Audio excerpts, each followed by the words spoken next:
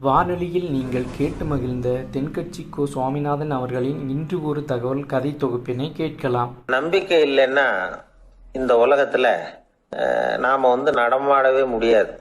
அவநம்பிக்கையோட இருந்துகிட்டு இருந்தா என்னைக்கும் அவஸ்தை தான். நாம நம்புறது நடக்குதோ இல்லையோ அது வேற விஷயம். ஆனா எதையும் நம்பி தான் நாம அடி வைக்க வேண்டியிருக்கு. வேற ஒண்ணும் வேணாம், ஒரு லாட்டரி சீட்டு வாங்குறோம், அது எங்க நமக்கு விழப்போகுது அப்படிங்கிற அவநம்பிக்கையோடவா வாங்குறோம். பரிசு நமக்கு தான் அப்படிங்கிற நம்பிக்கை உள்ளூர இருக்கிறதுனால தான் அதை வாங்குறோம். இருந்தாலும் முடிவு வேற மாதிரி ஆயிடுது. அதுக்காக மனசு சோர்ந்து போறதில்ல, அடுத்த மாசமும் சீட்டு வாங்குறோம். இந்த நம்பிக்கை தான் மனித வாழ்க்கைக்கு ஆதாரம். ஒரு கடையில போய் டீ சாப்பிடுறீங்க, அந்த டீ நல்ல டீ தானா, அதுல விஷம் கலந்துருக்குமா அப்படிங்கிற சந்தேகம் வந்துட்டுதுன்னு வச்சுங்க. அதுக்கப்புறம் அதை எப்படி நீங்க சாப்பிட முடியும்? நம்பிதான் சாப்பிடணும். ரயில் ஒழுங்கா போய் சேருங்கிற நம்பிக்கை இருக்கிறதுனால தான் அதுல ஏறி உட்காடுறோம். லெட்டர் ஒழுங்கா போய் சேருங்கிற நம்பிக்கை இருக்கிறதுனால தான் பெட்டியில போடுறோம். சரி, நம்ம கதையெல்லாம் நம்மளோட இருக்கட்டும். மனித நம்பிக்கை எந்த அளவுக்கு உறுதியாகவும் அறிவுபூர்வமாகவும் இருக்கணுங்கிறதுக்கு அலெக்சாண்டர் வாழ்க்கையில நடந்த ஒரு சம்பவத்தை உதாரணமா சொல்லலாம். இந்த உலகத்தையே ஜெயிக்கணும்னு புறப்பட்டார் அலெக்சாண்டர். ஒரு கட்டத்துல அவர் சிட்னஸ் நதி கரைக்கு சேர்ந்தார். அந்த சமயத்துல அவருக்கு கடுமையான நோய் வந்துட்டுது. அவர் கூடவே வந்திருந்த கிரேக்க வைத்தியர்கள் என்னென்னமோ முயற்சியெல்லாம் பண்ணி பார்த்தாங்க. இருந்தாலும் அலெக்சாண்டருக்கு வந்திருக்கிறது என்ன நோய்ங்கிறத அவங்களால கண்டுபிடிக்க முடியல. ஏன்னா அந்த பகுதியில் உள்ளவங்களுக்கு மட்டுமே அதிகமாக வரக்கூடிய ஒரு வினோதமான நோயா இருந்தது அது. ஆனா அவர் இருக்கிற இடம் எதிரியோட இடம், பாரசீக மன்னனோட ஆளுகைக்கு உட்பட்ட இடம். என்ன பண்றது அப்படின்னு எல்லாரும் யோசனை பண்ணாங்க.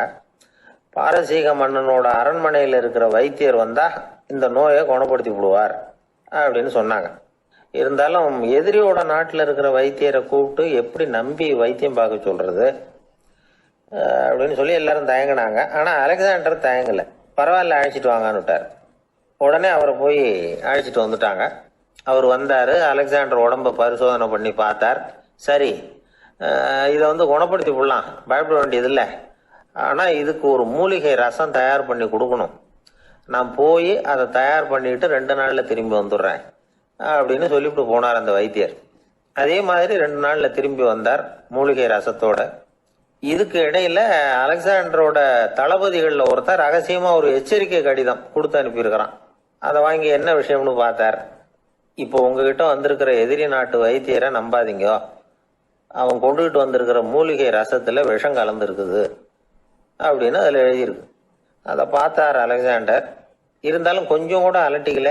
வைத்தியர் கொடுத்த மருந்தை வாங்கி கடகடன்னு குடிச்சுட்டு அதுக்கப்புறம் அந்த கடிதத்துல இருந்த விஷயத்த அந்த வைத்தியர்கிட்ட சொன்னார். வைத்தியர் தகைச்சு போயிட்டார். தன் மேல அலெக்சாண்டர் வச்சிருக்கிற நம்பிக்கையை பார்த்து அவருக்கு ரொம்ப வியப்பு. வைத்தியர் உண்மையிலேயே நல்ல மருந்து தான் கொண்டுட்டு கொடுத்துருக்கிறார், அதுல விஷம்லாம் எதுவும் கலக்கல. அதுக்கப்புறம் அலெக்சாண்டர் அந்த வைத்தியரை பார்த்து சொன்னாராம், நம்பிக்கைங்கிற அச்சாணியை ஆதாரமா வச்சுக்கிட்டு தான் இந்த உலகம் சுத்திக்கிட்டு இருக்குது. எனக்கு எதிரியா இருந்தாலும் பாரசீக மன்னர் ரொம்ப பெரியவர். அப்பேற்பட்ட மன்னருடைய அரண்மனை வைத்தியர் தொழில் நேர்மை இல்லாதவரா இருக்க முடியாது, இருக்க மாட்டார். அப்படி இருந்தா அவரை அரண்மனை வைத்தியரா வச்சிருக்கவே மாட்டாங்க அப்படின்னு நம்பினேன். என்னுடைய நம்பிக்கை வீண் போகல அப்படின்னாராம். இதுதான் மானுட நம்பிக்கைங்கிறது. இந்த காலத்திலயும் இது மாதிரி இந்த மானுட நம்பிக்கையை ரொம்பவும் சாமர்த்தியமா கையாளுகிற கெட்டிக்காரங்க சில பேர் இருக்கிறாங்க. இந்த காலத்து குரு, அவருக்கு ஒரு சிஷ்யன். குரு முன்னாடி அந்த சிஷ்யன் ரொம்ப பணிவா நின்று, குருவே உங்க கையால விஷத்தை கொடுத்தாலும் அதை வாங்கி மடமடன்னு குடிச்சிருவேன் அப்படின்னா. உன்னுடைய குரு பக்தியை மெச்சினேன் அப்படின்னார் குரு. அதுக்கு அந்த சிஷ்யன், அப்படி இல்லை குருவே, உங்ககிட்ட சிஷ்யனா இருக்கிறத விட உங்க கையால விஷத்தை வாங்கி குடிச்சு விடுறது ரொம்ப நல்லது, அதனாலதான் அப்படி சொன்னேன் அப்படின்னா. ஒரு பெரிய அரசன் இந்த உலகம் பூராவையும் ஆண்டுகிட்டு இருந்தான். ரொம்ப காலம் அப்படி அரசாட்சி பண்ணிக்கிட்டு இருந்தான். திடீர்னு அவனுக்கும் சில எதிரிகள் முளைச்சாங்க.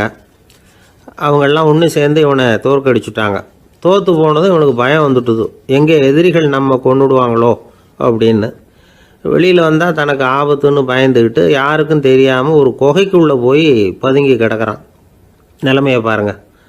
முதல் நாள் அரண்மனையில் அதிகாரம் பண்ணிக்கிட்டு இருந்தவன் மறுநாள் குகையில் பயந்து போய் பதுங்கி கிடக்கிறான். ராத்திரி நேரம் வந்தது, பசி வயத்தை கிள்ளுது, பிச்சை எடுத்து சாப்பிட வேண்டிய நிலைமை. பிச்சை எடுக்கிறதுக்கு பாத்திரம் வேணுமே, என்ன பண்ணுறது அப்படின்னு அங்கேயும் இங்கேயும் பார்க்குறான். ஒரு மூலையில் யாரோ விட்டுட்டு போன ஒரு ஓடு கிடக்குது. அதை எடுத்துக்கிட்டு புறப்பட்டான். இருட்டில் வழி புரியல. ஏதோ ஒரு யூகத்தில் காலை மெதுவாக எடுத்து வச்சு நடந்து போயிட்டுருக்கிறான். வழியில் ஒரு கருப்பு நாய் படுத்து கிடந்தது. இருட்டில் அவன் இது கண்ணுக்கு சரியாக தெரியல. அவனுக்கு தவறி போய் காலை வச்சுட்டான். அது மேலே நாய் சும்மா இருக்குமா, வள்ளுன்னு விழுந்து கடிச்சு விட்டுது. காலை பார்க்குறான், காலத்தையும் நினச்சி பார்க்குறான். அரண்மனையில் வீரக்கழல் அணிந்த காலை உடைய மன்னா அப்படின்னு புகழ்வாங்களே புலவர்கள்லாம். ஆனால் அது இன்றைக்கி நாய் கடித்த காலம் ஆகிட்டுதே அப்படின்னு நினைக்கிறான். அது மட்டும் இல்லை, முன்னாடியெல்லாம் பொற்கிண்ணங்களில் தான் அவன் சாப்பிடுவான். ஆனால் இப்போது உடஞ்சி போன ஓட்டு, அது ஓட்டை கையில் வச்சுக்கிட்டு நிற்கிறான். அதில் யாராவது சாப்பாடு போடுவாங்களான்னு. முன்னாடியெல்லாம் நிறைய பேர் அரண்மனைக்கு வருவாங்க. அரசருக்கு காணிக்கைன்னு சொல்லி இவன் காலடியில் கொண்டாந்து கொட்டுவாங்க. அப்போல்லாம் இவன் அந்த ஜனங்களுடைய முகத்தை திரும்பி கூட பார்க்கறதில்ல. ரொம்ப கர்வமாக உட்காந்துருப்பான். அதே ஆள் இன்றைக்கி எல்லார் கண்ணுலேயும் படுறது மாதிரி பிச்சை எடுத்துக்கிட்டு இருக்கிறான். அப்போலாம் காணிக்கைகளை தன்னுடைய கையால் வாங்கிறது தனக்கு கௌரவ குறைச்சல்னு நினச்சி தன்னுடைய வேலைக்காரங்களை விட்டு தான் அதை வாங்க சொல்லுவான். இப்போ பார்த்திங்கன்னா அவனே தன் கையாலேயே பிச்சை வாங்குறான். நினச்சி பாருங்கள், அந்த மனுஷன் நாள் அரசன், மறுநாள் பிச்சைக்காரன். எவ்வளோ வித்தியாசம்! செல்வம் தான் இப்படி ஒரு வித்தியாசம் ஏற்படுறதுக்கு காரணம். அப்படிப்பட்ட செல்வம் வாழ்க்கையை நடத்துறதுக்கு நமக்கு தேவை தான். ஆனால் அதையே நாம் அடைய வேண்டிய பயனாக நினைக்கிறோம் பாருங்கள், அதுதான் வேடிக்கை. இதை நம்மாழ்வார் அழகாக ஒரு பாசுரத்தில் சொல்கிறார். ஒரு நாயகமாய் ஓட உலகுடன் ஆண்டவர், கருணாய் கவர்ந்த காலர், சிதைகிய பானையர், பெருநாடு காண இம்மையிலே பிச்சைதாம் கொள்வர், திருநாரணன் தாழ் காலம் பெற சிந்தித்து உய்மினோ அப்படிங்கிறார் நம்மாழ்வார். ஒரு பெரிய பணக்காரர் ஒரு துறவிகிட்ட போய், சாமி என்கிட்ட நிறைய பணம் இருக்குது, இருந்தாலும் நிம்மதி இல்லை, என்னால் நிம்மதியாக இருக்க முடியல, என்ன காரணம்னு கேட்டாராம். உடனே அந்த துறவி இதுக்கு நேரடியாக பதில் சொல்லாமல் பக்கத்தில் நின்றுக்கிட்டு இருந்த ஒரு குழந்தைய கூப்பிட்டார். அது ஓடியாந்தது. ஒரு ஆப்பிள் பழத்தை எடுத்து அது கையில் கொடுத்தார். அதை வாங்கிக்கிட்டு குழந்தை சிரிச்சுது. இன்னொரு பழத்தை எடுத்து கொடுத்தார். அதை இன்னொரு கையில் வாங்கிட்டு சிரிச்சுது. மூணாவது ஆப்பிளை எடுத்து கொடுத்தார். 2 பழத்தையும் நெஞ்சில் அணைச்சிக்கிட்டு 3ஆவது பழத்தையும் வாங்கிறதுக்கு முயற்சி பண்ணிச்சு. ஆனால் அது உடனே நழுவி கீழே உருண்டு ஓடிச்சு. ஏற்கனவே இருந்ததும் விழுந்துட்டுது. இப்போ அந்த குழந்தை அழ ஆரம்பிச்சுட்டுது. இப்போ அந்த துறவி பணக்காரர்கிட்ட சொன்னாராம், குழந்தைய கவனிச்சியா, 2 ஆப்பிள் போதும்னு அது நினச்சிருந்தா இப்போ அது அழ வேண்டிய அவசியம் வந்திருக்குமா அப்படின்னாராம். எதுவுமே அளவுக்கு மிஞ்சினா துன்பந்தான். இந்த காலத்தில் இதெல்லாம் யார் காதில் வாங்குறாங்க? ஒருத்தனை நல்ல வழிக்கு கொண்டு வரணும்னு நினச்சி அவனை கூப்பிட்டு உட்கார வச்சு இந்த கதையை சொல்லிகிட்டு இருந்தாங்க. சொல்லிவிட்டு அந்த குழந்தை செஞ்சது தப்பு தானே அப்படின்னு கேட்டிருக்கிறாங்க. ஆமாம், தப்பு தான், நானாக இருந்தால் அப்படி செஞ்சுருக்க மாட்டேன் நானா இவன். 2 பழமே போதும்னு சொல்லியிருப்பியா அப்படின்னு கேட்டிருக்காங்க. அப்படி இல்லைங்க, அவர் கொடுக்க ஒவ்வொரு பழமாக வாங்கி பின்னாடி வச்சுட்டு மறுபடியும் கையை நீட்டுவேன் அப்படிங்கிறானா. இவெல்லாம் எந்த காலத்தில் திருந்துறது? ஒரு ஊரில் ஒரு பெரிய ஞானி இருந்தார். அவர் படுக்கையில் இருந்தார். இன்னும் கொஞ்ச நேரம்தான் அவர் இந்த உலகத்தில் இருக்க போகிறார். அவரை சுற்றி ஏகப்பட்ட கூட்டம்.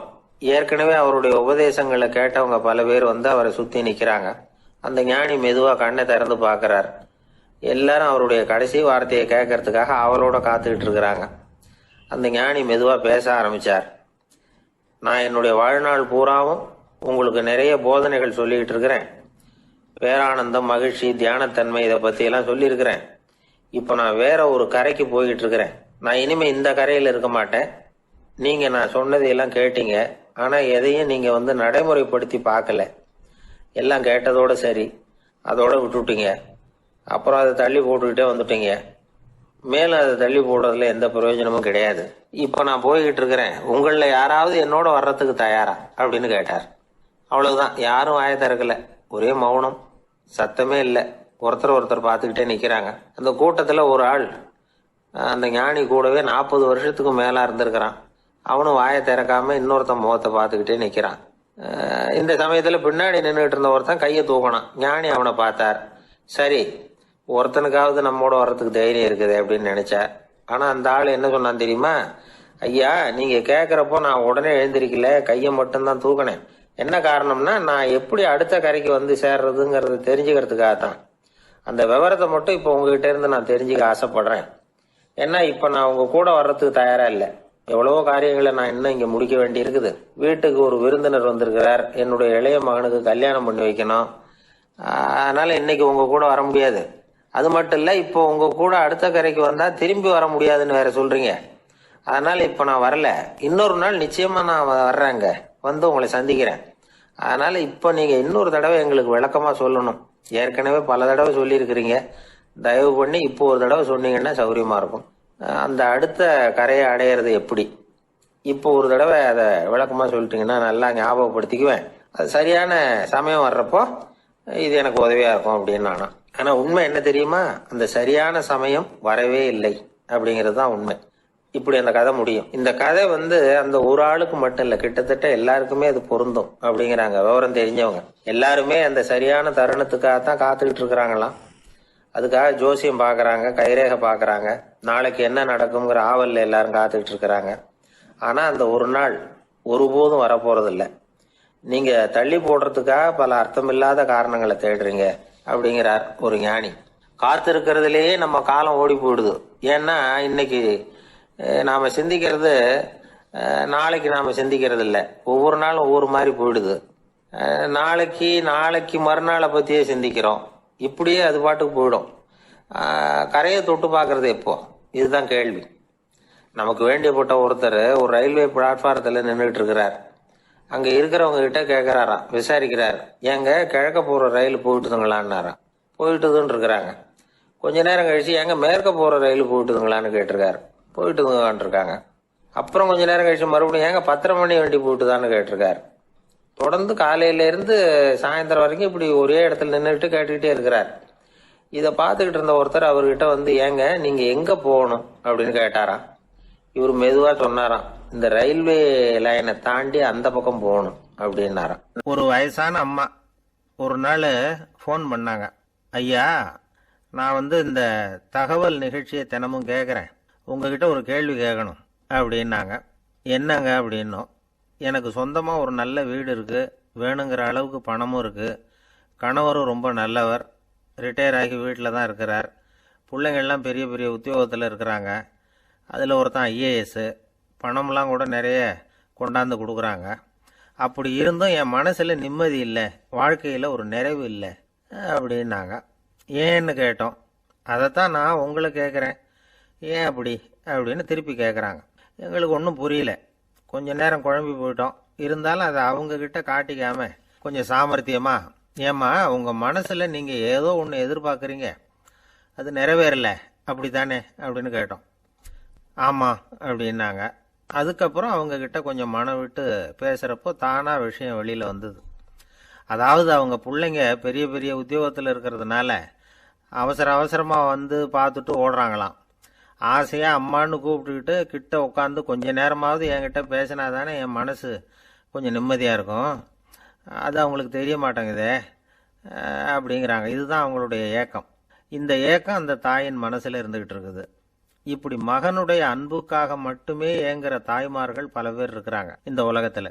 இதை நினைக்கிறப்போ ஒரு வெளிநாட்டு நாடோடி கதை ஞாபகத்தில் வருது. அதாவது கடவுள் படைப்பு தொழிலில் ரொம்ப மும்முரமாக ஈடுபட்டுக்கிட்டு இருந்தாராம். மீன்களை படைச்சாராம், பறவைகளை படைச்சாராம், விலங்குகளை படைச்சாராம். அவருக்கு திருப்தி ஏற்படலை. அதுக்கப்புறம் மனிதர்களை படைச்சிருக்கிறார். அப்பவும் அவருக்கு மன நிறைவு ஏற்படலையா.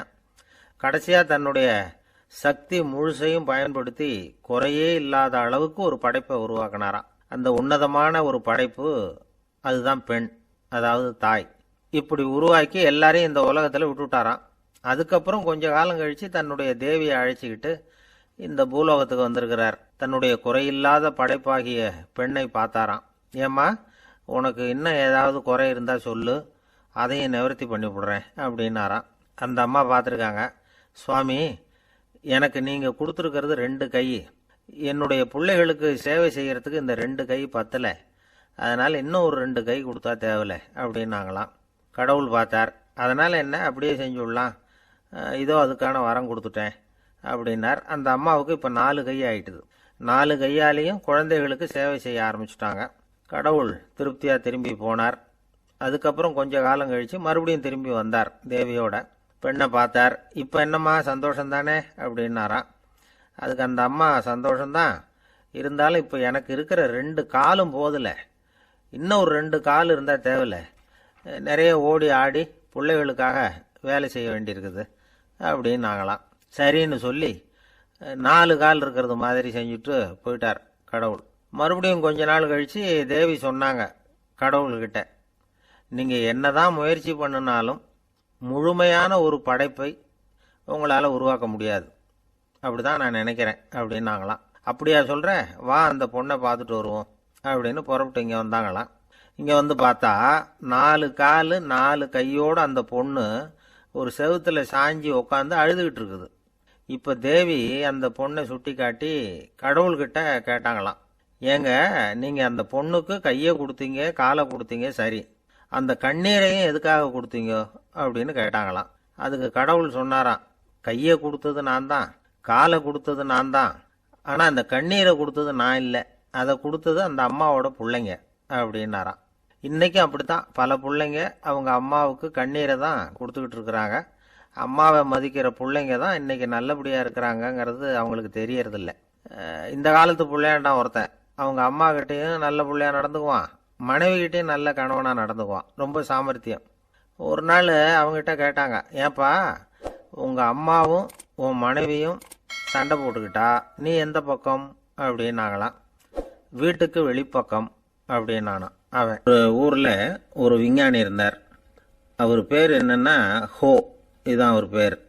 ஒரு ஊசியை கண்டுபிடிக்கணும், அதுக்காக அவர் ரொம்ப காலமாக தலையை பிச்சுக்கிட்டு ஆராய்ச்சி பண்ணிக்கிட்டு இருந்தார். அது என்ன ஊசி தெரியுமா?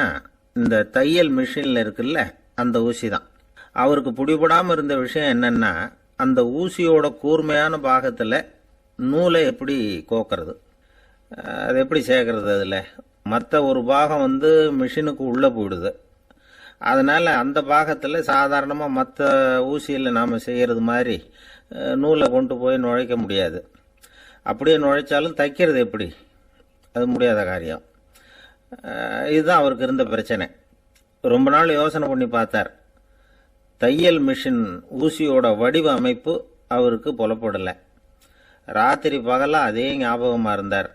ஒரு நாள் அவர் தூங்கிக்கிட்டு இருக்கிறார். அப்போ ஒரு கனவு வந்தது. எப்படின்னா, அந்த கனவுல அவரை வந்து ஒரு மலைஜாதி மக்கள் பிடிச்சிட்டு போயிடுறாங்க, கொண்டுகிட்டு போய் ஒரு இடத்துல கட்டி போட்டுடுறாங்க. அந்த மலைஜாதி மக்களோட அரசன் ஒருத்தன் அவன் வர்றான். அவரை பார்த்து ஒரு உத்தரவு போடுறான். என்ன உத்தரவு தெரியுமா? பொழுது சாயறதுக்குள்ள நீ வந்து தையல் மிஷின் ஊசியை கண்டுபிடிக்கணும், அப்படி கண்டுபிடிக்கலைன்னா உன் தலையை வெட்டி விடுவோம். இதுதான் அந்த அரசன் போட்ட கட்டளை. இவருக்கு என்ன பண்ணுறதுன்னு ஒன்றுமே புரியல, திருன்னு முழிக்கிறார். இந்த நேரத்தில் அந்த மலைஜாதியினர் அவரை வந்து சுற்றி சுற்றி வந்து பயங்கரமாக முழிச்சுக்கிட்டு டான்ஸ் ஆடுறாங்க. தன்னை சுற்றி சுற்றி ஆடிக்கிட்டு வர்றவங்கள ரொம்ப பயத்தோடு அவர் பார்க்குறார். நேரம் ஆவ ஆவ தன்னோட இறுதி நேரம் நெருங்கிறத உணர்றார். ரொம்ப நெருக்கடியான நிலைமை. தன்னை சுற்றி ஆடுறவங்கள கவனிக்கிறார். அவங்க கைகளில் ஈட்டி மாதிரி ஏதோ ஒரு ஆயுதம் வச்சுருக்கிறாங்க. அந்த ஆயுதத்தை இவர் கண்ணுக்கு நேராக கொண்டுகிட்டு வராங்க. அதை அவர் பார்க்குறார். அந்த ஆயுதத்தின் கூரான முனையை இவர் கூர்ந்து கவனிக்கிறார். அந்த கூரான முனையில் ஒரு சின்ன துவாரம் தெரியுது. உடனே அவருக்கு பளிச்சுன்னு ஒரு ஐடியா உதயமாகுது. இதைத்தானே இவ்வளவு காலமும் நான் தேடிக்கிட்டு இருந்தேன். கூரான முனையில் ஒரு சின்ன துவாரத்தை போட்டுட்டா அது மூலமாக நூலை செலுத்தி மறுமுனையை வந்து மிஷினில் வச்சுடலாமே, தையல் மிஷின் ஊசி ரெடி அப்படின்னு நினச்சார். திடீர்னு தூக்கம் கலைஞ்சது.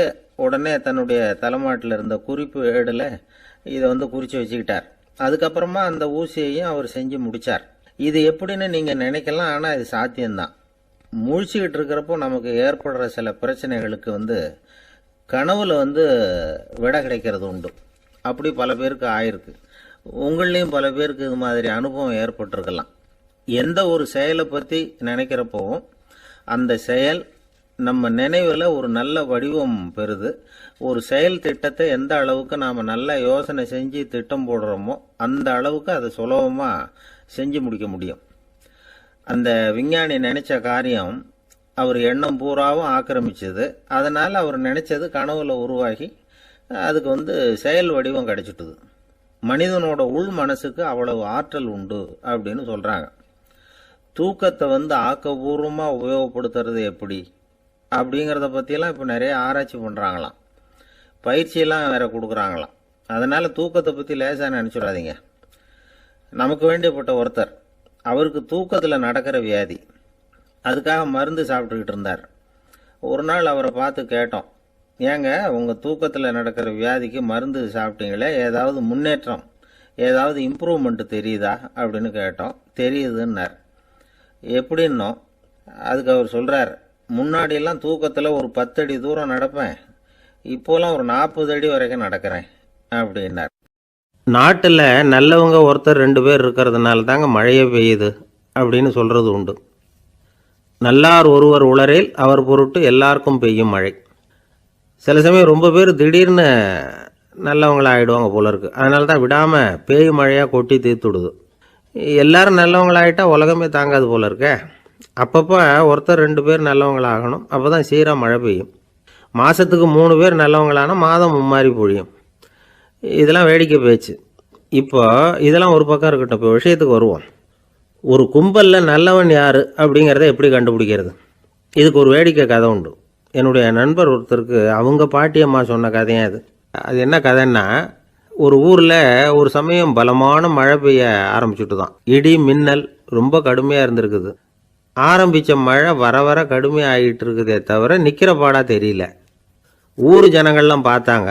இதுக்கு மேலேயும் வீட்டு உள்ளே இருந்தால் ஆபத்துங்கிறத புரிஞ்சுக்கிட்டாங்க. ஏன்னா வீடெல்லாம் இடிஞ்சி விழுந்துருமோங்கிற பயம். உடனே எல்லாரும் புறப்பட்டு ஊருக்கு பொதுவாக இருந்த ஒரு மண்டபத்தில் போய் தங்கிக்கிட்டாங்க. மின்னல் கடுமையாக இருந்தது. இடி எந்த நேரத்துலையும் விழலாம்ங்கிற நிலைமை. எப்போ விழலாம்னு பார்த்துக்கிட்டு இருக்குது. அந்த மண்டபத்தில் இருந்த ஜனங்கள் மனசுக்குள்ளே ஒரு பயம். நம்ம கூட்டத்தில் யாராவது ஒரு கெட்டவன் பாவம் பண்ணவன் இருந்தால் கூட இடி வந்து இந்த மண்டபத்தில் விழுந்துரும், அது எல்லாருக்கும் ஆபத்து அப்படின்னு நினச்சாங்க. சரி, இதுக்கு என்ன பண்ணலாம் அப்படின்னு யோசனை பண்ணாங்க. அந்த கூட்டத்தில் ஒரு பெரியவர் இருந்தார். அவர் ஒரு யோசனை சொன்னார். இதை பாருங்கள், அதுக்கு ஒரு வழி இருக்குது. அதோ எதிர்த்தாப்பில் கொஞ்சம் தூரத்தில் ஒரு உயரமாக மரம் ஒன்று இருக்குது பாருங்கள். பொதுவாக இடி வந்து சுலபமாக விழறது அது மாதிரி உயரமான மரத்தில் தான். நம்ம கூட்டத்தில் இருக்கிறவங்க எல்லாரும் ஒவ்வொருத்தராக போய் அந்த மரத்தை தொட்டு விட்டு திரும்பி வந்துடணும்.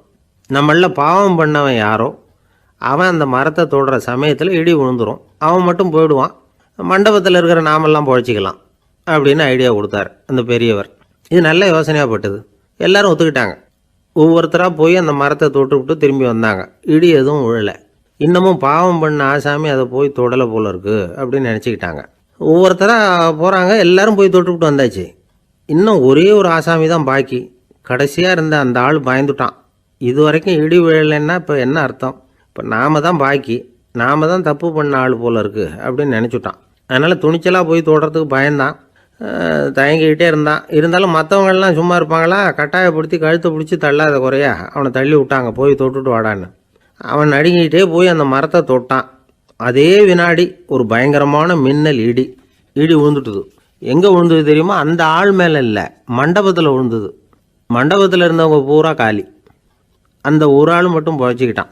இந்த ஒரு ஆளை காப்பாற்றுறதுக்காக தான் இடி வந்து மண்டபத்தில் விழாமல் இருந்திருக்குது. இதுதான் கதை. அதனால் நல்லவங்க எப்படியும் தப்பிச்சுக்குவாங்க அப்படிங்கிறது ஒரு நீதி. ஒருத்தன் அப்படி தான் தெருவில் நடந்து போய்கிட்டு இருந்தான், ரொம்ப நல்லவன். எதிரில் ஒருத்தன் சைக்கிளில் வந்துக்கிட்டு இருந்தான். அதில் மோதி இவன் கீழே விழுந்துட்டான். சைக்கிள்காரன் உடனே இறங்கி இவனை தூக்கி விட்டான். இவன் எழுந்திரிச்சு அவனை முறைச்சி பார்த்தான். அப்படி பார்க்காதீங்க சார், நீங்கள் ரொம்ப புண்ணியம் பண்ணியிருக்கீங்க, அதுதான் இப்போ வந்து சைக்கிளில் மோதிக்கிட்டீங்க அப்படின்றான். என்ன அப்படி சொல்கிறேன் நான்? இவன் 10 நிமிஷத்துக்கு முன்னாடி நான் லாரி ஓட்டிகிட்டு வந்தேன், அப்போ நீங்கள் எதிரில் வந்திருந்தீங்கன்னா என்ன ஆயிருக்கும் அப்படின்னானான் அவன். ஒரு நாள் ஒரு 10-15 பள்ளிக்கூடத்து பிள்ளைங்க தேடிட்டு வந்தாங்க. உங்களை பார்த்துட்டு தான் போகணும், அதுக்காக தான் வந்திருக்கோம்னாங்க. என்ன விஷயம்னு கேட்டோம்.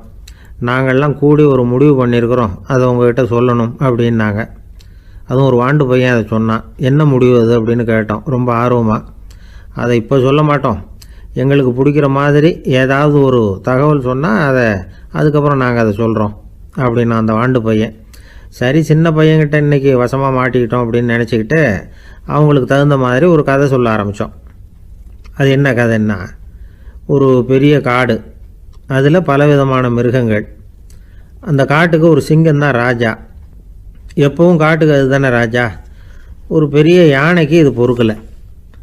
என்ன இது, எப்போ பார்த்தாலும் இங்கே சிங்கத்துக்கே ராஜா பதவி கிடைக்குது, நான்லாம் எவ்வளவு பலசாலியாக இருக்கிறேன், அப்படி இருந்தும் எனக்கு அந்த பதவி கிடைக்கலையே அப்படின்னு தனக்குள்ளே பொறுமிக்கிட்டே இருந்தது. ராஜா பதவியை நினச்சி ரொம்ப ஏக்கம், அதுக்கு பதவி மோகம். இந்த சமயம் பார்த்து ஒரு குள்ள நெறி கூட்டம் அதை தேடிட்டு வந்தது. ஐயா பெரியவங்களே, நீங்கள் இந்த காட்டுக்கு ராஜாவாக இருக்க ஆசைப்படுறீங்க, அதில் ஒன்றும் தப்பு இல்லை. ஆனால் அதுக்கு முன்னாடி நீங்கள் எங்கள் கூட்டத்துக்கு கொஞ்ச நாள் தலைவராக இருங்க, அதாவது ராஜாவாக இருங்களேன், உங்களுக்கும் ஒரு ட்ரைனிங் கிடைச்சது மாதிரி இருக்கும் அப்படின்னு சொல்லியிருக்குது இந்த கூட்டம், குள்ளநெறி கூட்டம். இதை கேட்ட உடனே யானைக்கு ரொம்ப சந்தோஷம் தாங்கலை. அதுதான் எப்போன்னு பதவிக்காக காத்துக்கிட்டு இருக்குதே. இருந்தாலும் கொஞ்சம் பிகுவோட, சரி நீங்கள்லாம் இவ்வளோ தூரம் என்னை தேடிட்டு வந்து கேட்கறதுனால மறுக்க முடியல அப்படின்னு ரொம்ப ஏதோ அவளுக்கு சிரமப்பட்டு ஒத்துக்கிறது மாதிரி ஒத்துக்கிட்டது. ஏதோ உங்கள் ஆசைக்கு கட்டுப்படுறேன், கொஞ்ச நாள் உங்கள் கூட்டத்துக்கு ராஜாவாக இருக்கிறதுக்கு சம்மதிக்கிறேன் அப்படின்னுது. உடனே அந்த யானை ராஜ நட போட ஆரம்பிச்சிட்டுது. யானை சாதாரணமாக நடந்தாவே எப்படி இருக்குங்கிறது நமக்கு தெரியும். அதுவே ராஜ நடந்தால் எப்படி இருக்கும் கற்பனை பண்ணி பாருங்கள். யானை முன்னாடி கம்பீரமாக போய்கிட்டு இருக்குது, தலைவர் இல்லையா, அதனால் குள்ள நரிகள்லாம் ரொம்ப அடக்கமாக அது பின்னாடி அணிவகுத்து போயிட்டுருக்குது. ராஜா வாழ்க, மன்னர் வாழ்க அப்படின்னு கோஷம் வேறு. யானைக்கு தலைகால் புரியல, அவ்வளவு சந்தோஷம். அந்த யானைக்கு செருக்கு, ஆணவம் எல்லாம் ஏற்பட்டு போச்சு. அதுக்கப்புறம் அது தரையை பார்க்குமா, நிமிர்ந்து நடக்க ஆரம்பிச்சுட்டுது. தரையை பார்க்குறதே இல்லை. அப்படி போயிட்டுருக்கிறப்போ ஒரு சதுப்பு நிலத்தில் திடீர்னு காலை வச்சுட்டுது. அவ்வளோதான், கால் உள்ளே போட்டுது. இன்னொரு காலை எடுத்து வச்சுது, அதுவும் உள்ளே போட்டுது. அந்த 2 காலையும் எடுக்கிறதுக்காக அடுத்த 2 காலையும் அழுத்திச்சு, அதுவும் உள்ளே போக ஆரம்பிச்சுட்டுது. இப்போ 4 காலம் வசமாக சேத்துல அழுந்தி போச்சு, எடுக்க முடியல. குள்ள நரிகள்லாம் அதை சுற்றி வந்தது. சிலது சுற்றி நின்று டான்ஸ் ஆட ஆரம்பிச்சுட்டுது யானையை பார்த்துட்டு. இதை யானை பார்த்தது. என்ன இது தலைவர், நான் தவிச்சிக்கிட்டு இருக்கிறேன், தொண்டர்கள்லாம் சுற்றி நின்று வேடிக்கை பார்த்துக்கிட்டு இருக்கிறீங்க, டான்ஸ் ஆடுறீங்க அப்படின்னு கேட்டுதான். தொண்டர்களே, தலைவர் நான் தவிச்சிக்கிட்டு இருக்கிறது உங்களுக்கு தெரியலையா? இப்போ உடனே உங்கள் தலைவரை காப்பாற்ற வேண்டியது உங்கள் கடமை இல்லையா அப்படின்னு கத்துச்சான் அந்த யானை. குள்ள நரிகளில் ஒன்று முன்னாடி நின்று அந்த யானையை பார்த்து தான், தலைவரே எங்களுக்கு ரொம்ப நாளாக ஒரு ஆசை, அந்த ஆசையை நிறைவேற்றிக்கிறதுக்காகத்தான் உங்களை எங்கள் தலைவராக ஏற்றுக்கிறோம்னு சொன்னோம் அப்படின்னு தான். என்ன ஆசைன்னு கேட்டிருக்கு யானை. யானை கறி சாப்பிட்டு பார்க்கணுங்கிறது எங்களுக்கு ரொம்ப நாளாக ஆசை, அது இன்றைக்கி தான் நிறைவேற போகுது அப்படின்னு தான் அந்த நரி. இதை கேட்ட உடனே அந்த யானை அப்படியே மூர்ச்சி ஆகிட்டு தான். நரிகள்லாம் அது மேலே ஏறி குதற ஆரம்பிச்சுட்டு தான். பதவி மேலே இருந்த பேராசை அந்த பலசாலியான யானையையே மாட்டி விட்டுட்டுது பார்த்தீங்களா அப்படின்னு சொல்லி முடித்தோம் இந்த கதையை அந்த சின்ன பிள்ளைங்கக்கிட்ட. சரிங்க, இப்போ நாங்கள் உங்களை தேடி வந்த விஷயம் என்னங்கிறத சொல்லவா அப்படின்னா ஒரு வாண்டு பையன். சீக்கிரம் சொல்லு தம்பி, சஸ்பென்ஸ் தாங்கலை அப்படின்னோம்.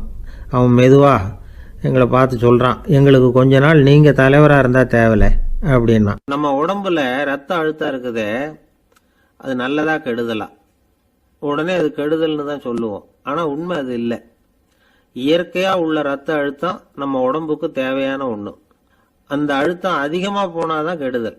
அதை தான் நாம் பிபின்னு சொல்கிறோம். ஆனால் அது உண்மையிலேயே உயர் ரத்த அழுத்தம், ஹைப்பர் டென்ஷன். இதயம்ங்கிறது ஓயாமல் வேலை செஞ்சுக்கிட்டு இருக்கிற ஒரு பம்பு. இதயம் சுருங்கி ரத்தத்தை பம்பு செய்கிறப்போ ரத்த அழுத்தம் கூடுதலாக இருக்கும்.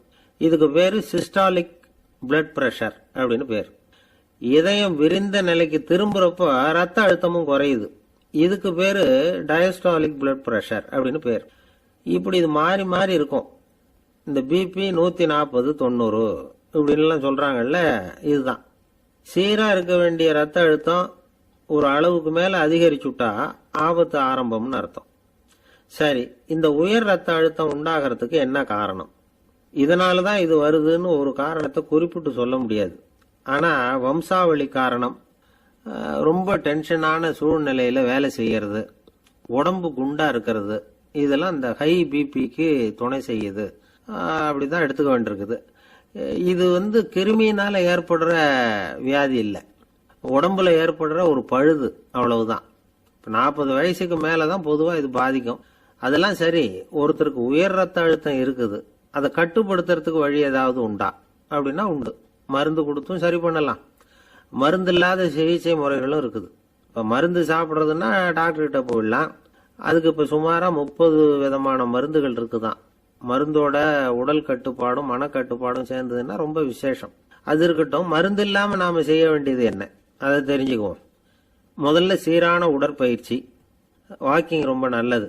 மனசை அமைதிப்படுத்துறதுக்கு யோகாசனம், ஆழ்நிலை தியானம், இது மாதிரியான பயிற்சிகள் நல்லது. ஒரு காலத்துல யோகாசனம் பண்ணுங்க, தியானம் பண்ணுங்கன்னு சொன்னா ஒரு மாதிரியா பார்த்தாங்க. இப்ப மருத்துவ நிபுணர்களே அதெல்லாம் ரொம்ப அவசியம்தான் அப்படின்னு சொல்றாங்க. இன்னொரு அதிசய சிகிச்சை முறை இப்போ வழக்கத்துக்கு வந்திருக்குது. பயோ ஃபீட்பேக் அப்படின்னு பேர். மூளையின் அழுத்த அலைகளை பதிவு பண்ணி அதை மறுபடியும் உடம்புக்குள்ள செலுத்தி இந்த ரத்த அழுத்தத்தை சீராக்கி போடுறாங்க. சில பேருக்கு இந்த ஹை பிபி பார்டர் லைன்ல இருக்கும். அவங்களுக்கெல்லாம் மருந்துகள் அவசியம் இல்லை.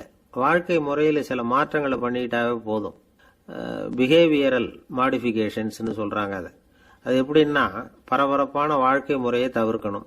புகைப்பிடிக்கிற பழக்கம், மது அருந்தும் பழக்கம், இதெல்லாம் இருந்தால் விட்டுடணும். சாப்பாட்டில் உப்பை குறைக்கணும். கொழுப்பு சத்து ஆகாரங்களை குறைச்சிக்கணும். முடிஞ்சா விட்டுடலாம். குடும்பத்தில் ஏற்கனவே யாருக்காவது ஹை பிபி இருந்தால் சந்ததிகள் ஜாக்கிரதையாக இருக்கணும்.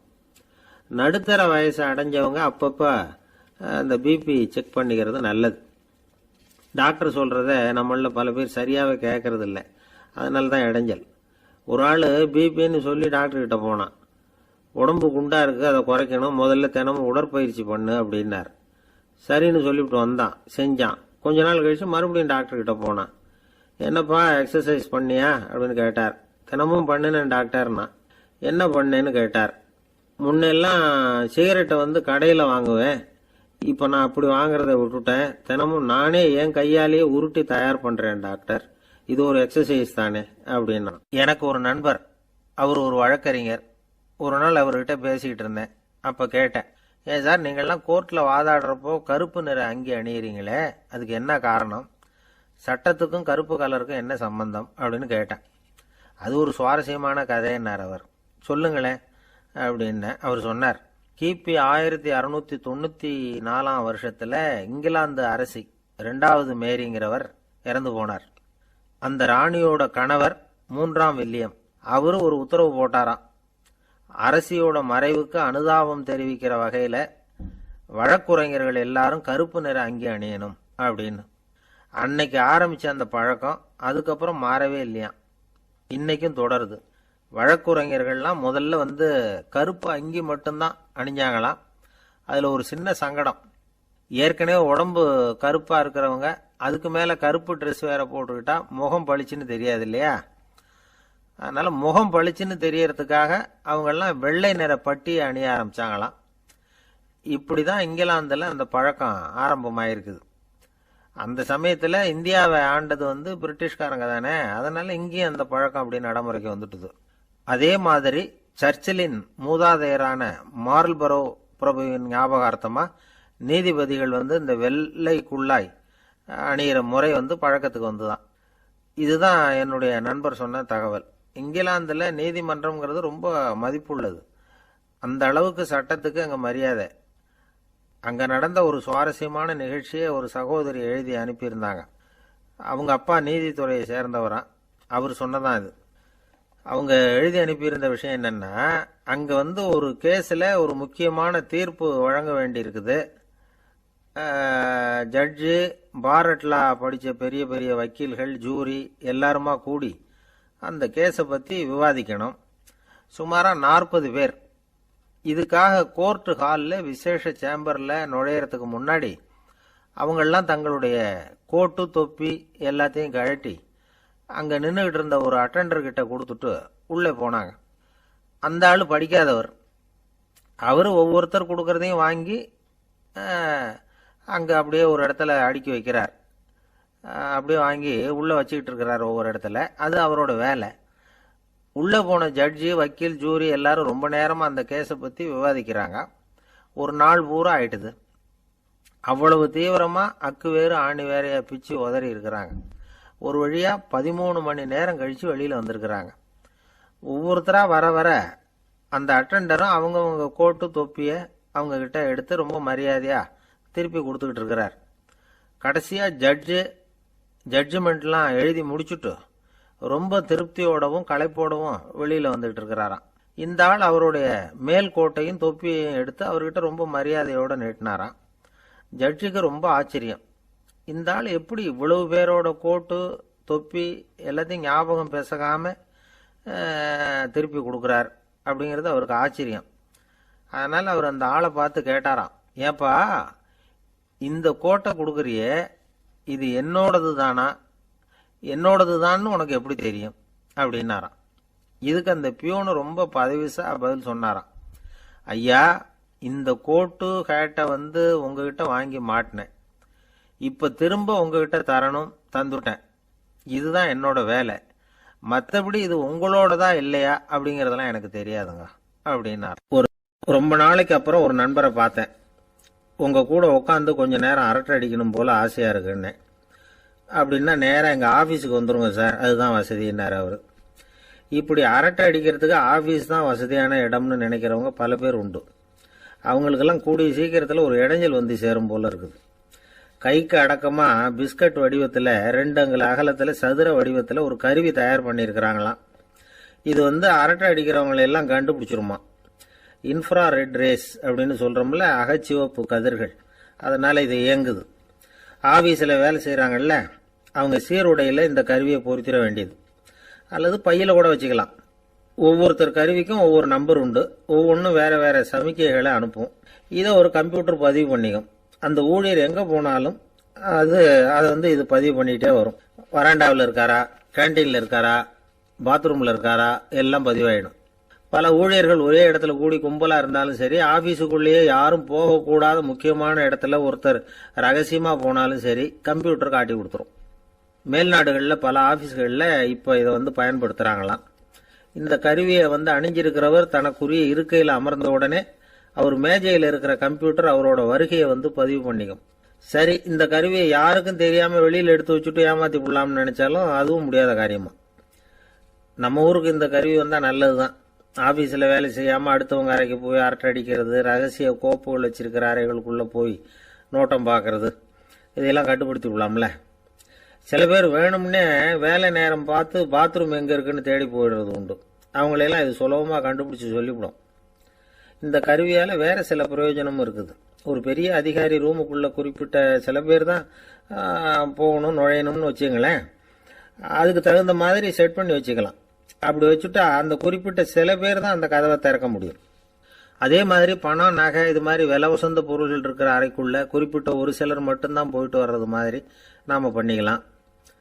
இப்போ பிரிட்டனில் பல இடங்களில் இந்த கருவியை சோதனை முறையில் பயன்படுத்திக்கிட்டு வராங்களாம். வயசானவங்களுக்கும் நோயாளிகளுக்கும் ஆபத்து காலத்தில் உதவி செய்யறதுக்கும் நல்ல முறையில் பயன்படுத்திக்கலாமா, அதாவது இந்த கருவி நல்லா பயன்படுமா. இப்பெல்லாம் ஆஃபீஸில் வேலை செய்கிறவங்க எவ்வளவு விழிப்புணர்ச்சியோடு இருக்கிறாங்க தெரியுமா. அன்னைக்கு அப்படி தான் ஒரு ஆஃபீஸ் நண்பரை பார்த்து, இன்னைக்கு என்ன தேதி சார் அப்படின்னோம். சரியாக ஞாபகம் இல்லைங்கன்னார். அதுதான் கையில் நியூஸ் பேப்பர் வச்சுருக்கிறீங்களே, அதை பார்த்தா தெரியுமே அப்படின்னோம். அது எப்படி சார் தெரியும், இது நேற்றுக்கு பேப்பர் ஆச்சே அப்படிங்கிறார். ஒரு பெரிய தத்துவ சிந்தனையாளர் இருந்தார், சுவாங்சு அப்படின்னு பேர். அவருடைய மனைவி ஒரு நாள் திடீர்னு காலமாயிட்டாங்க. ஐயோ பாவம், அவர் ரொம்ப வருத்தப்படுவார், போய் ஆறுதலாக 4 வார்த்தை பேசிவிட்டு வரலாம் அப்படின்னு நினச்சிக்கிட்டு நிறைய பேர் அவரை தேடிட்டு வந்தாங்களாம். வந்தவங்களுக்கு ஆச்சரியம், ஏன்னா இவர் வருத்தப்பட்டுக்கிட்டு இருப்பார் அப்படின்னு தானே எதிர்பார்த்தாங்க. அப்படி இல்லை, தாளம் போட்டுக்கிட்டு உட்காந்துருக்கிறார். தாளத்துக்கு தகுந்த மாதிரி பாட்டு வேறு பாடிக்கிட்டு இருக்கிறார். என்ன மனுஷன் அவர், கொஞ்சம் கூட கவலை இல்லாமல் இப்படி இருக்கிறாரு அப்படின்னு நினச்சாங்க. ஒருத்தர் துணிஞ்சு அவர்கிட்ட கேட்டுவிட்டார், என்னங்க இது இப்படி அப்படின்னு. அதுக்கு அவர் என்ன சொன்னார் தெரியுமா, இதை பாருங்கள், என்னுடைய மனைவி பிறக்கிறதுக்கு முன்னாடி அவளுக்கு உயிரும் கிடையாது, உடலும் கிடையாது. அதுக்கு பிறகு தான் உயிர் வந்தது, உடல் வந்தது, அந்த உருவம் வந்தது. இப்போ என்ன ஆச்சு, அந்த உருவமும் உயிரும் போயிட்டுது, அவ்வளவுதானே. வந்தது போயிட்டுது. இளவேனில் காலம், இலையுதிர் காலம், பனிக்காலம், இப்படி பருவங்கள் மாறி மாறி வருது இல்லையா. அது மாதிரி பிறப்பும் இறப்பும் மாறி மாறி வருது, இது இயற்கை. இதுக்காக அழுதா அது எப்படி அப்படின்னாராம். ஞான தெளிவு அடைஞ்சவங்களுக்கு எல்லாமே சுகம்தான். திருவள்ளுவரும் அதை தான் சொல்கிறார், உறங்குவது போலும் சாக்காடு, உறங்கி விழிப்பது போலும் பிறப்பு. தூங்கிறதுக்கெல்லாம் நாம் வருத்தப்பட்டுக்கிட்ட இருக்கிறோமா, இன்றைக்கி தூங்க வேண்டியிருக்குதே, இன்னும் கொஞ்சம் நேரத்தில் நான் தூங்க வேண்டியிருக்கு அப்படின்னு சொல்லி யாராவது அழுதுகிட்டு இருப்பாங்களா. அதனால் இந்த உலக வாழ்க்கையினுடைய இயல்பை யதார்த்தத்தை நாம் தெளிவாக புரிஞ்சுக்கணும். அப்படி புரிஞ்சுக்கிட்டால் நாம் கவலை இல்லாமல் வாழ முடியும். ஒரு வயசான தாத்தா பாட்டி 60 வருஷத்துக்கு முன்னாடி அவங்களுக்கு கல்யாணம் ஆச்சு, ஒன்றாவே வாழ்ந்தாங்க, ஒன்றாவே இறந்து போனாங்க. இப்போ அவங்க 2 பேரும் சொர்க்கத்துக்கு போய் சேர்ந்தாங்க. அங்கே எல்லா வசதியும் இருந்தது. ஒரு பெரிய பங்களாவே இவங்களுக்கு ஒதுக்கி கொடுத்தாங்களாம். இதுக்கு எவ்வளவு வாடகைன்னு கேட்டார் தாத்தா. வாடகையெல்லாம் கிடையாது, இலவசம் அப்படின்னார் அங்கே இருந்தவர். அந்த வீட்டுக்கு பின்னாடி ஒரு பெரிய புல்வெளி இருந்தது. இதில் விளையாட ஏதாவது கட்டணம் உண்டான்னு கேட்டிருக்கார் தாத்தா. அதெல்லாம் ஒன்றும் கிடையாது, பணம்லாம் கட்ட வேண்டியதில்லை அப்படின்னார் அவர். பக்கத்தில் ஹோட்டல் மாதிரி ஒரு பெரிய கட்டடம், உள்ள சாப்பாட்டு மேஜைகள், அது மேலே விதவிதமான பலகாரங்கள். சாப்பாட்டுக்கெல்லாம் எவ்வளவு அப்படின்னு விசாரிச்சாராம் தாத்தா. அதுதான் சொன்னேனே, இங்கே எல்லாமே இலவசம்தான், எது வேணும்னாலும் சாப்பிட்லாம், எவ்வளவு வேணும்னாலும் சாப்பிட்லாம் அப்படின்னாராம். நீங்கள் சொல்கிறீங்க அப்படி, ஆனால் நான் சர்க்கரை சேர்த்துக்கக்கூடாது, உப்பு சேர்த்துக்கக்கூடாது, பாட்டி கையால் எப்பவும் பத்திய சாப்பாடு தான் அப்படின்னாராம் தாத்தா. இதை பாருங்கள், இங்கே உங்களுக்கு அந்த கவலையும் வேண்டியதில்லை. இங்கே நீங்கள் ஸ்வீட்டு சாப்பிட்லாம், காரம் சாப்பிட்லாம், உங்களுக்கு எந்த நோயும் வராது அப்படின்னாராம் அங்கே சொர்க்கத்தில் இருந்தவர். இதை கேட்ட உடனே அந்த தாத்தா பக்கத்தில் நின்ன பாட்டியை பார்த்து கத்தினாராம். அடி பாவி, எல்லாத்தையும் எடுத்துட்டியே, நீ எனக்கு பத்திய சாப்பாடு போடாமல் கண்டதை திங்க விட்டுருந்தா 10 வருஷத்துக்கு முன்னாடியே நான் இங்கே சேர்ந்துருப்பேனே அப்படின்னாராம். ஒரு நண்பர் ஆனந்தமாக சிகரெட் பிடிச்சிக்கிட்டு இருந்தார். இந்த பழக்கத்தை விட்டுவிடுங்களேன் அப்படின்னு சொல்லி பார்த்தோம். விட்டுடலாம்னு தான் பார்க்குறேன், ஆனால் முடியலையேன்னார். மனசு வச்சா எல்லாம் முடியும் அப்படின்னும். அவர் கொஞ்ச நேரம் யோசனை பண்ணார். அப்புறம் சொன்னார், சரி சார், இதுதான் நான் பிடிக்கிற கடைசி சிகரெட் அப்படின்னு சொல்லி ரொம்ப அழுத்தமாக புகையை உள்ளுக்கு இழுத்தார். அதுக்கப்புறம் அந்த துண்டு சிகரெட்டை வீசி எறிஞ்சுட்டார். ஒருத்தர் இது மாதிரி தீர்மானம் பண்ணி தன்னுடைய கடைசி சிகரெட்டை தூக்கி எறிஞ்சுட்டாருன்னா அது ஒரு பெரிய விஷயம்தான். அதுக்கு பிறகு அவர் உடம்புல படிப்படியாக என்னென்ன மாற்றங்கள் நடக்கும் அப்படிங்கிறத பற்றி ஒரு விவர பட்டியலே வெளியிட்டிருக்கிறாங்க. அது என்ன விவரம் தெரியுமா? ஒருத்தர் புகைப்பிடிக்கிற பழக்கத்தை நிறுத்துறாருன்னு வச்சுங்க. அப்படி அவர் நிறுத்தின 20 நிமிடங்களுக்குள்ள உயர் ரத்த அழுத்தம், உடல் வெப்பம், நாடி துடிப்பு இதெல்லாம் சரியான நிலைமைக்கு வந்துருதான். 8 மணி நேரத்துக்குள்ள இந்த ஸ்மோக்கர்ஸ் பிரீத் அப்படிங்கிற தன்மை மறைஞ்சிருதான். ரத்தத்தில் உள்ள கார்பன் மோனாக்சைடு அளவு குறையுதான், ஆக்சிஜன் அளவு கூடுதான், சரியான அளவுக்கு வந்துருதான். ஒருத்தர் கடைசி சிகரெட்டை தூக்கி எறிஞ்சுட்டாருன்னா 24 மணி நேரத்துக்குள்ள மாரடைப்பு ஏற்படுறதுக்கான வாய்ப்பு குறைஞ்சுடுதான். 48 மணி நேரத்துக்குள்ள உணர்வு நரம்புகளின் முனைப்பகுதிகள் மறுபடியும் ஒன்று சேர்ந்துருதான். அதனால நாக்கு சுவை உணர்வு, மூக்கின் முகரும் சக்தி இதெல்லாம் மேம்படுதான், நல்ல நிலைமைக்கு வந்துருதான். சிகரெட்டை நிறுத்தின 3 நாளுக்குள்ள மூச்சு விடுறது சுலபமாயிடுதான். இப்படி அவங்க பட்டியல் நிறைய சொல்றாங்க. 2 அல்லது 3 மாசத்துக்குள்ள என்ன ஆகும் தெரியுமா? ரத்த ஓட்டம் மேம்படுது, நடக்கிறது சுலபமாயிடுது. நுரையீரல் கொள்ளளவு 30% அதிகரிக்குது. 1லிருந்து 9 மாசத்துக்குள்ள சுவாச குறைபாடுகள் நீங்குது. நுரையீரல்ல இருக்கக்கூடிய இந்த அசுத்தம் வடிகட்டும் திசுக்கள் சரியா வேலை செய்ய ஆரம்பிச்சிருது. 1 வருஷத்துக்குள்ள இந்த இதய அழுத்த நோய்க்கான வாய்ப்பு பாதியா குறைஞ்சிருது. இந்த சிகரெட்டை நிறுத்தின 5 வருஷத்துக்குள்ள ஒரு நாளைக்கு 1 பாக்கெட் சிகரெட் பிடிக்கிறவர்கள நுரையீரல் புற்றுநோயினால சாகிறவர்கள் எண்ணிக்கை பாதியா குறைஞ்சிருது. புற்றுநோய் செல்கள் சீரமைக்கப்படுது. ஆக ஒருத்தர் புகைக்கிறத விட்டுணும்னு தீர்மானம் பண்ணி தன் கையில் இருக்கிற சிகரெட்டை இதுதான் கடைசின்னு சொல்லி தூக்கி எறிஞ்சுட்டா அதுக்கப்புறம் படிப்படியா இவ்வளவு நன்மைகளும் மாற்றங்களும் ஏற்படுறதாக இந்த அமெரிக்கன் கேன்சர் சொசைட்டி தெரிவிச்சிருக்குது. அதனால புகைப்பழக்கம் உள்ளவங்க இதெல்லாம் கொஞ்சம் யோசிச்சு பார்த்து அந்த பழக்கத்தை விட்டு விடுறது ரொம்ப நல்லது. ஆனா அதையெல்லாம் நாம சொன்னா யாரு கேட்கறாங்க? என்னுடைய நண்பர் ஒருத்தர் புகைப்பழக்கம் உள்ளவர், அவர் என்கிட்ட சொன்னார், சார், சிகரெட் பிடிக்கிற பழக்கத்தை விட்டு விடுறது என்னை பொறுத்த வரைக்கும் ஒன்றும் பெரிய கஷ்டமான செயல் இல்லை, அது ரொம்ப சுலபம் அப்படின்னார். எப்படி சொல்றீங்கன்னு கேட்டேன். நான் ஏற்கனவே 20 தடவை அந்த பழக்கத்தை விட்டுருக்கேன் சார் அப்படின்னார் ரொம்ப பெருமையா.